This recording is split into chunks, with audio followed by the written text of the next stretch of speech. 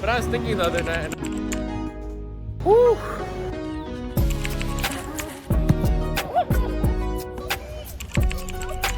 I'm gonna explain the consumption function real quick. Yo, what is he doing? It's finals right now and I have 3 papers due in 2 weeks. Should I be working on those? Yeah, but instead I'm watching the NBA playoffs. Just witnessed the Denver Nuggets get absolutely destroyed in the first half. They're down 30 points now. But just gonna take you guys to get groceries with me really quickly. Come back, make some food, lock in on school. We'll see how the rest of the day unfolds, but definitely coming back and cranking out one of my 3 papers today. I'm heading to the grocery store right now. It's about 5-10 minute walk away. But I was thinking the other night, and I think I figured out why Asian countries tend to be skinnier. I think that the main reason is that a lot of people in Asian countries don't have cars. And one, that means they have to take public transportation or walk or bike, which yes, that increases physical activity.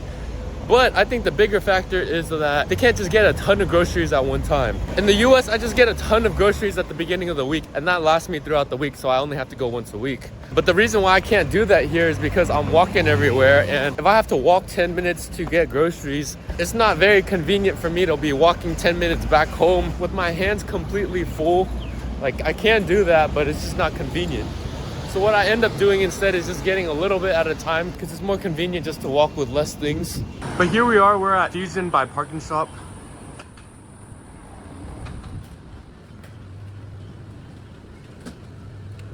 One thing that's kind of unfortunate in Hong Kong at least is that there's not much beef here. They import all their beef. If you look at the beef prices, it's 35 Hong Kong dollars, so $5 US for half a pound only. That's $10 a pound of ground beef. In the US, I could get a whole pound for $5, so I don't really like getting ground beef here. If I come here earlier enough, there's some steak at a pretty decent price, but that's all snagged up really fast because it's a good deal. I'm here at 11 a.m. and it's all gone already, so I'll probably settle on some leg chicken meat. It's $5 for a pound, so not the best, not the worst. Heading home now. Just walked out with some buckwheat noodles, some chicken, and some tomatoes. Total came out to 100 Hong Kong dollars, so about 13 US dollars. Oh, it rained last night, so it's not super hot, but even this little bit of walking is getting me, like, I'm starting to sweat. Woo! All right, we're back in the room now, watching the Denver Nuggets game. They're down 36 points right now, so if they don't cut it under 20 points by the end of the third quarter, I'm just gonna go and make my food.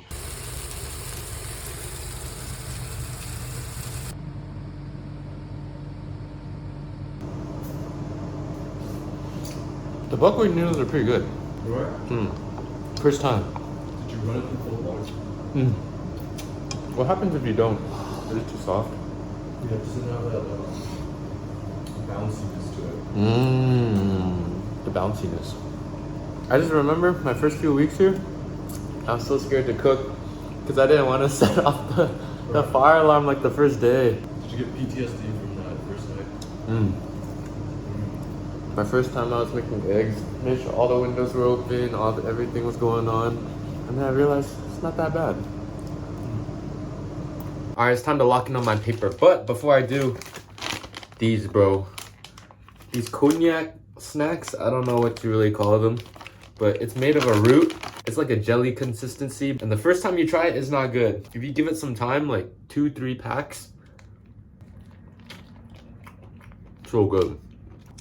Kind of looks like, and man, it's so spicy. It doesn't really have taste, but like, for some reason I just keep wanting more after I have some. Time to lock in for real now though.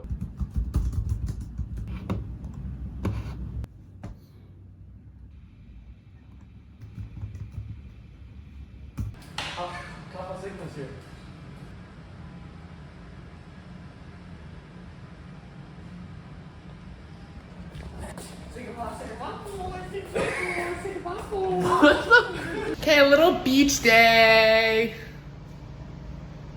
Okay. No beach day? No beach day. Bro, why, bro? Revise, bro.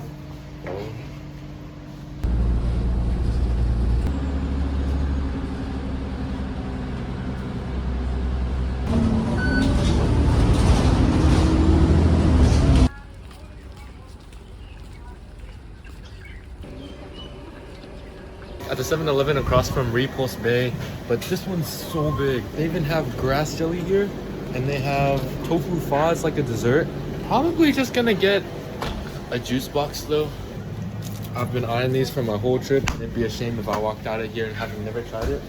Wow, so nice. Not that many people here today, huh? The weather forecast is pretty bad for today. Oh. But it's a pleasant surprise. I'm not gonna lie, haven't left the house in a couple days or like gone out. Lost track of time a little bit. Feels like a weekend. It does. It's a Thursday, right?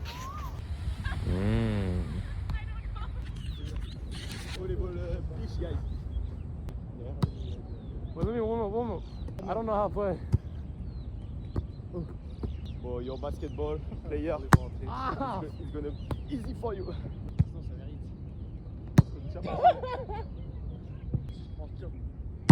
Oh. Nice. Okay. No! Continue right there.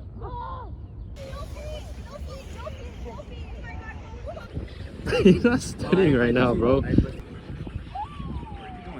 vectors? Macro, marginal product of capital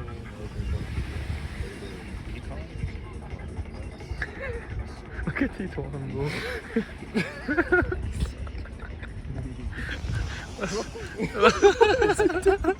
Okay, so I'm gonna explain the consumption function really quick. Okay. It's basically like a linear function. Which, Yeah, it's just straight line. Y Equals mx plus b. Yeah, type. So in this case, the b is like this c with a bar on top. Oh. This is consumption for survival. Oh, for survival. And the slope Yeah. would be the marginal propensity for consumption. You getting this? It's like delta, Yeah, type. Okay. And then your x variable would basically be your disposable income. Yeah, of course. Right. Yeah. And this is what the function would look like. Okay, and then you just plug in the numbers when they give it to you on the exam. exactly. Okay. Yeah, you're straight. Yeah. Sure.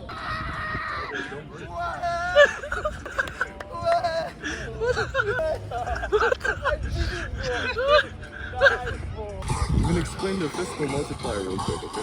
So in economics, there's two different assumptions. One is like, okay, so we consider proportional tax rate. Everyone pays the same amount of tax in terms of percentage tax. What do you have? We got a Korean chicken steak and lettuce sandwich from 7-Eleven. Okay. I'm like new to food reviews. So this like 7.5 out of 10. Okay, like, what do you like? What do you not like about it? What the? Okay. I like the sauce. It's like it's deep fried, but it's not like crunchy, but it still works. Yeah, it still works. Yeah. Yeah. Because the other like chicken sandwiches from 7-Eleven are like very soggy. Like this one, I like the sauce. So I think the sauce makes up for like the sogginess. How much was it? Like 20? Oh wow. Yeah, it's pretty cheap. So that's like less than $3 US. Oh shoot.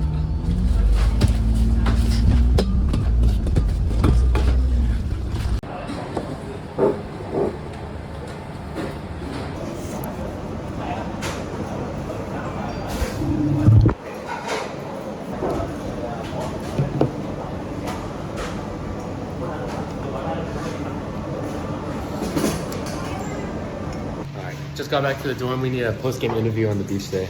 Let's start off with you said fish were sucking on your feet. No, that's not what I said. I said there were fish that were biting my feet. Oh. Because they like to pick on the dead skin. I mean, you can ask Adrian. Is this true? I don't know nothing about fish, bro. No, at Repulse Bay, you said there's fish that suck on your feet. I didn't feel it, but Fish that suck on your No, feet. Yeah. they like bite your. They pick on your feet. have you felt that It's before? like dead skin on your feet. I know there are those fish, but I didn't know they were sucking on your feet in that moment. Well, ask the interviewer the question. I personally didn't feel any fish sucking at my feet today. Well, that's a you problem. Just got back from the beach. After the beach, we stopped at the shopping mall that's on top of the train station near my dorm. I feel like I got some sea salt spray in my hair right now from the ocean, but on my way out from the mall, I got an egg tart. First time eating an egg tart from the mall bakery, so gonna taste test it. It's a croissant egg tart, apparently, so I guess we'll see.